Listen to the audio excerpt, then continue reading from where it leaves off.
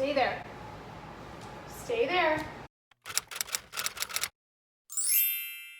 Hello everybody, welcome back to my channel. Today I'm going to be chatting about the books that I read in October. This is what I look like today. I absolutely have dog hair all over myself. I've been cutting my hair with kitchen scissors in the bathroom sink, so it is what it is. I had a pretty good I had a pretty good reading month in October. I did read 16 books in October.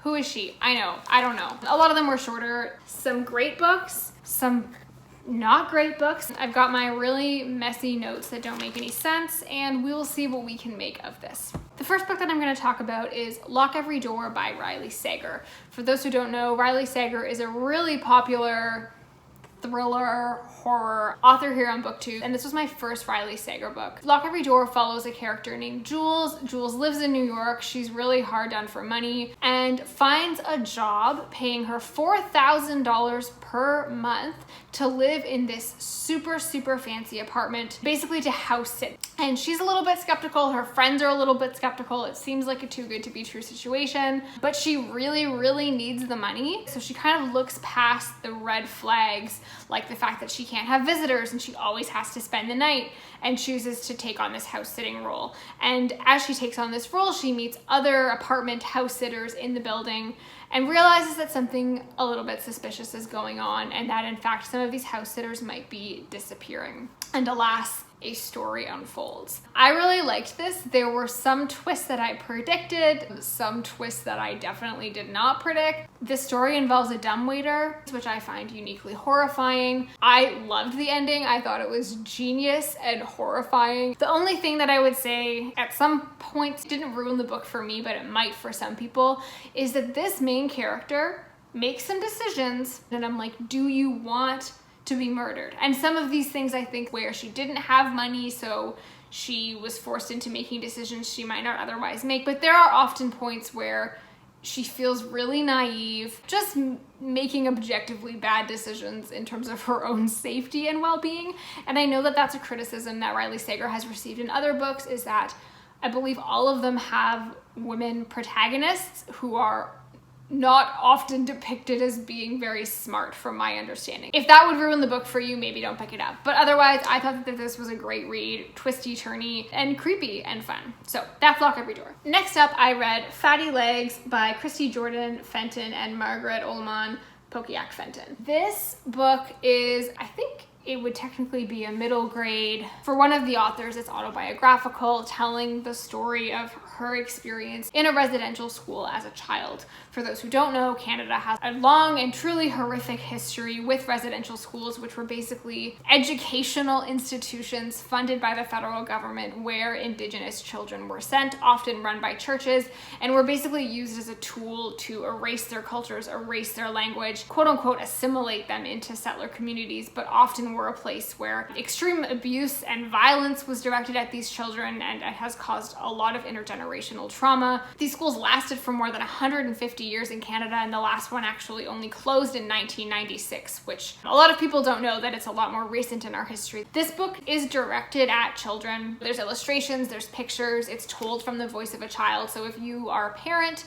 or you know a young person in your life who you want an accessible, age-appropriate, lived experience way to share about Canada's history with residential schools, I think that this is a really excellent thing to pick up. Next up, I'll talk about two books fairly quickly. I read Every Heart a Doorway, which is the first book in the Wayward Children series by Seanan mcguire. This is more of a novella. It's the first in a series about a home for children who have found their way into other worlds through these doors, have found their way into these worlds, have somehow made it back to the human world, and just really want to go back to the world, and that these are the places that they felt like they really belonged. The plot in this book wasn't nearly as intriguing to me as was the concept. I really liked it. I thought it was a really endearing idea, and I will definitely be picking up future books. I read shortly after that Miss Peregrine's Home for Peculiar Children by Ransom. It's about a group of children who have these mysterious abilities and all live together in this basically house that's frozen in time. And this boy whose grandpa professed to be one of these children when he was younger finds his way back to this world and kind of explores it and blah, blah, blah, blah, blah. I also thought it was good. I didn't enjoy it as much as I did Every Heart a Doorway, and did find they were quite similar in terms of being focused on a bunch of kids living in a house with these like special abilities or backgrounds. I found myself much more drawn to Every Heart a Doorway. Both of them are series, and between the two, I will be pursuing Every Heart a Doorway. I'm not upset that I read Miss Peregrine's Home for Peculiar Children, but one book was enough for me. Next, I read Sharp Objects by Gillian Flynn. I read Gone Girl several months ago for the first time because I'm late for everything, and it might have just been because Gone Girl has been talked about so much that it was profoundly spoiled for me before I started the book, but I just did not really get the hype around Gone Girl. I thought it was fine, but had heard from many people that Sharp Objects was their preferred Gillian Flynn book and that I should try it and that I might like it more. And I did like it more. Sharp Objects follows our main character, Camille, who is a journalist for kind of a second-rate paper. Little girls are being murdered in the town that she grew up in, so she ends up going back to try to report on this story that none of the mainstream news outlets have picked up on yet. She has to stay with her mother, who is a horrid woman who she despises, and basically is her trying to get to the bottom of this story. This book was really creepy. It's really eerie, very unsettling. I mean, I don't think it's going to be one of my favorite thrillers of all time, but I did feel distinctly disturbed while reading it, which is what I seek out of a thriller. So I'm glad I read it. I do really like her writing, and I think it is effective at getting under your skin. So that was Sharp Objects. Next, I read Aristotle and Dante Discover the Secrets of the Universe by Benjamin Alire Sáenz. It is a fairly character-driven novel that tells about a very special friendship between two teenage boys, Aristotle and Dante. Both of them are kind of loners in their own ways, and they find their way to one another and don't have much in common, but basically end up developing this really special friendship and relationship with one another. I think the depth of this book compared to other YA books is pretty unparalleled compared to other things that I've read. The one thing that I want to say about this book that I was not aware of going into is that this book has a specific instance that's maybe a page or two of really violent and really horrible transphobia. The book is set in the 1980s. There's a slur used talking about a depiction of extreme violence that is just kind of presented. It doesn't move the plot forward, not that that would make it okay. It is completely unaddressed by the author or critiqued at all, really. It's the only representation or mention of trans people in the entire book is in this context of a slur and of violence. And I think that there was the opportunity to talk about this differently in a way that could have tied into the plot, but it just seemed so random and unnecessary, and I don't know what the purpose of it was. And then you're kind of left wondering, well, what's the author's view? I think, again, it's important to mention because it's a book that I imagine queer youth would be drawn to, and if I was a young trans person reading this book and only saw myself represented in one page in a really horrible way, then I would have some questions about why this book was being recommended to me, at least without a very serious trigger warning and without that critical engagement. So I'm not saying this even to necessarily discount the entire book, because I think it is meaningful to so many people. I just think that it's important to mention it. And to that I would say, if you're looking for a book that kind of is within the realm of queer YA, following two boys, I would recommend that you read Darius the Great Is Not Okay by Adib Khorram, because I think that this book and that one have very similar vibes. I prefer Darius the Great, and it doesn't have transphobia in it. So next up, I read Pumpkinheads by Rainbow Rowell and Faith Erin Hicks. This is a graphic novel with truly beautiful, truly cute illustrations that follows two teenagers, Deja and Josiah, who work in it's a pumpkin patch, but like it's more than a pumpkin patch. It's hay rides, corn maze, all that stuff. It's their last summer working there. Josiah has had a crush on this girl for several years, and Deja and Josiah decide to kind of ditch their jobs for the night and seek out this girl that Josiah has had a crush on so he can profess his love to her. The thing that this book did for me the most is really provide those autumnal Halloween pumpkin patch vibes in a way that I just wasn't getting this year, because you know that I wasn't going to a pumpkin patch. I don't think I would read this book outside of October because it is such a seasonal book. I did really like the character of Deja, who is a fat black bisexual girl. The one thing that I thought was very strange in this book, as much as we love that we have representation in a very visual way because it's a graphic novel from a fat character,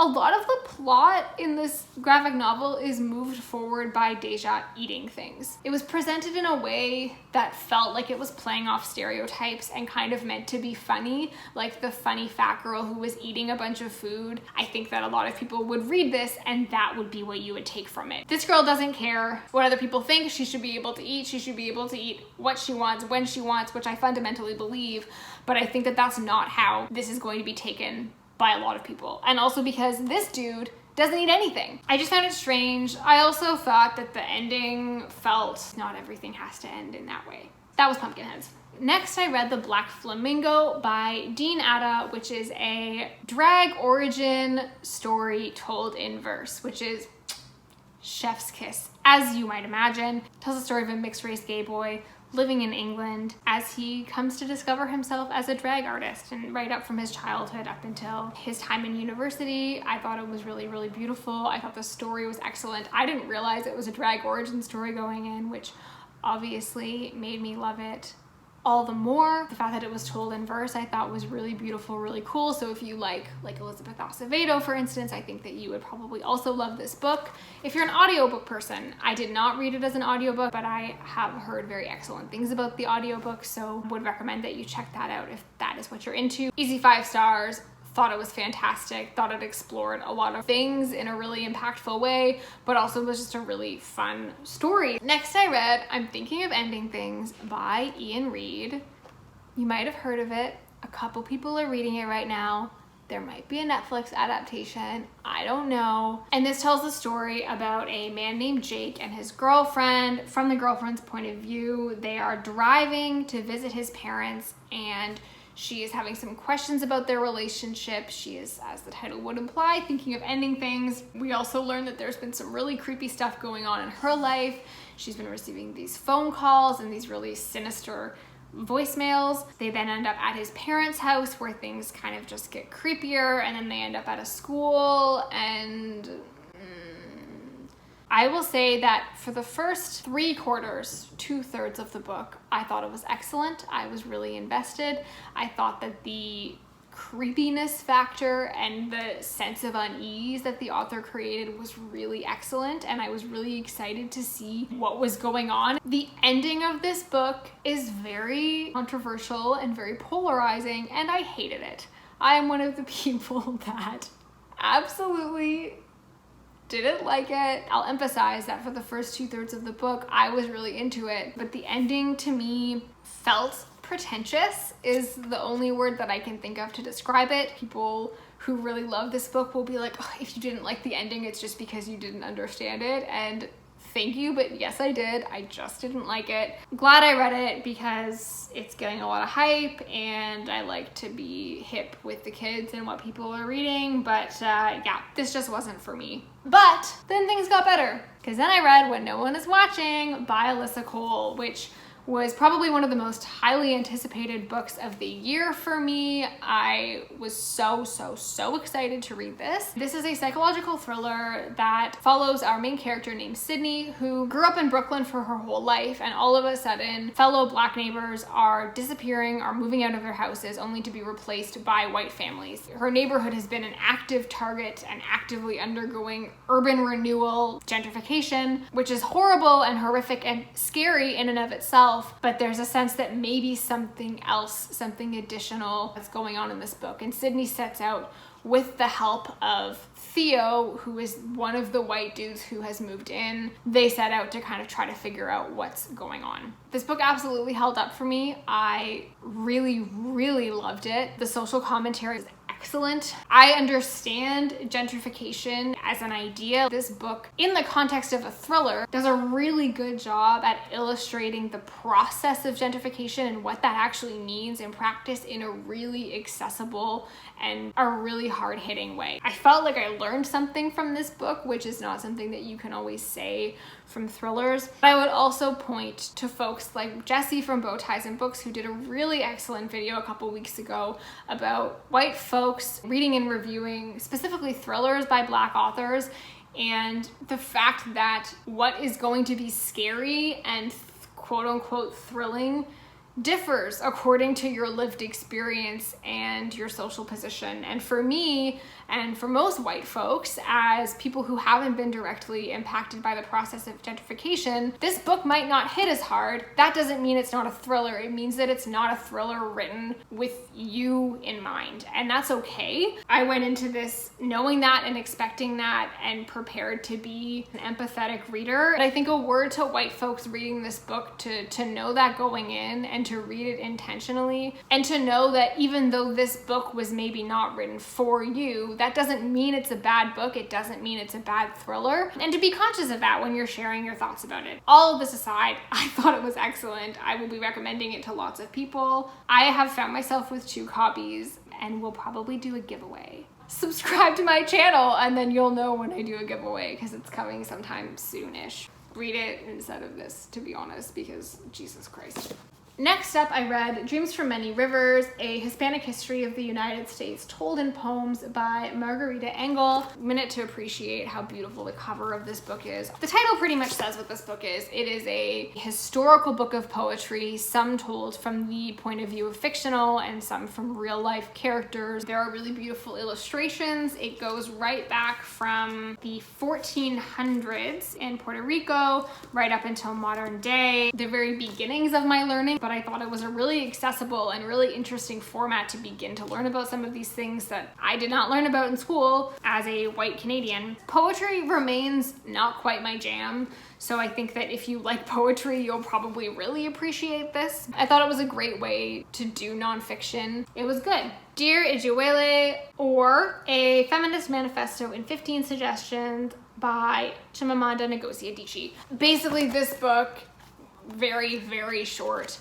is the author writing to her friend who has just had a baby girl who wants suggestions in terms of how she can raise her daughter as a feminist. And this is the author's 15 suggestions in terms of how to do that. So teach her self-reliance, teach her to love books, never speak of marriage as an achievement. I feel about this very similar to how I feel about We Should All Be Feminists, which is probably the thing Chimamanda Ngozi Adichie is the most well known for. I think it's very introductory. If this is your only grounding in feminism, you should read more. And I say that particularly because she does write from a very cis heteronormative perspective, where heterosexuality and being cisgender, so people's gender identity being the same as the sex assigned to them at birth, are the taken for granted norms. There's like something in this book where she writes, I'm assuming that your daughter will be straight because statistically speaking she will be, which like I guess is true, but it kind of just allows her to continue to go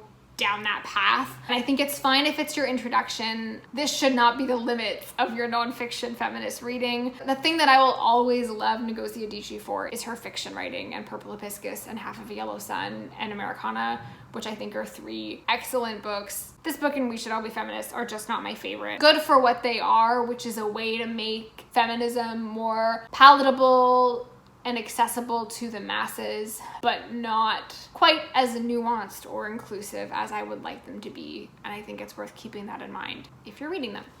Next, I read These Witches Don't Burn by Isabel Sterling, which is a YA book about teen sapphic witches. Need I say more? I was like not sure how I was gonna feel about this book a couple chapters in, and then I quickly got really drawn into it because it is cheeky and dramatic with lots of twists, breakups and love affairs and mysteries and witch hunters and blood witches, which sounds terrifying. It was pretty cheesy, but it was pretty addictive, and yeah, follows one main teen witch who has broken up with another teen witch and her coven, and like their drama, and then she hides from everyone that she's a witch, but then witches start dying, and I don't even remember the plot all that well, but it was kind of like junk food in that I consumed it rapidly, and I'm not sure how like good it was for me, but I really enjoyed it and will read the sequel. So anyways, I liked it. Then I read The Haunting of Hill House by Shirley Jackson. I read an ebook, but then somebody in my neighborhood was giving this copy away for free with like the black, so now I own it. If you don't know about The Haunting of Hill House, you might be living under a rock. Sorry to tell you, this is the book that the show The Haunting of Hill House is based off of. It's quite different from the show. Firstly, in that it's set in the 19-somethings. It might be set in like the 18-somethings. No, there's cars. When were cars invented?